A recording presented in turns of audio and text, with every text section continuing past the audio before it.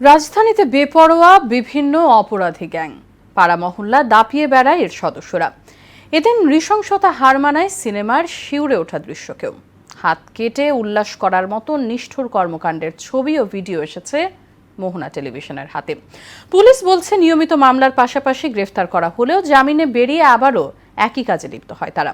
নয়ন মুরাদের 2 পর্ব ধারাবাহিকের আজ শেষ কিস্তি।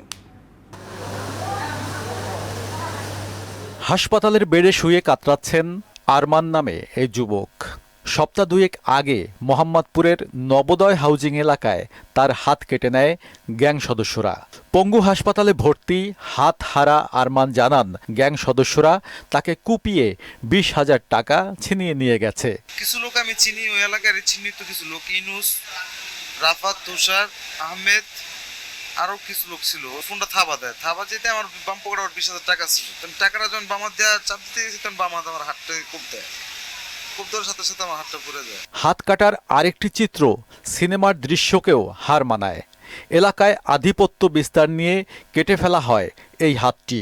গেল জুন মাসের 3 তারিখ ঢাকা উদ্যান এলাকায় আলমগীর হোসেন ওরফে পশু মিয়া নামের এক ব্যক্তির হাত কেটে নিয়ে যায় গ্যাং সদস্যরা। নৃশংসতার আরও ভয়ঙ্কর দৃশ্যের দেখা মেলে এই ভিডিওতে। কেটে নেওয়া হাত দিয়ে টিকটক বানিয়ে হুমকিও দিতে শোনা যায়। পুলিশ বলছে বিভিন্ন সময় এদের গ্রেফতার করা হলেও আটকে রাখা যায় না। রাজনৈতিক বড় ভাইদের ছত্রছায়ায় আইনের ফাঁক দিয়ে জামিনে বেরিয়ে আবারও একই কাজে জড়িয়ে পড়ে তারা। অনেক কিশোর আমরা দেখেছি যে মাদকের সাথে তারা জড়িত।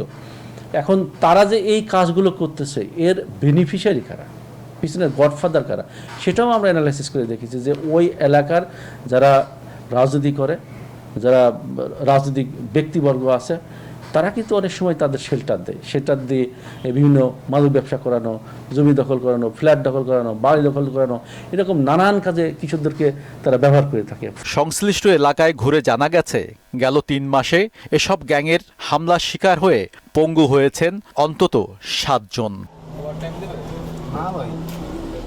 নয়ন মুরাদ, মোহনা সংবাদ, ঢাকা।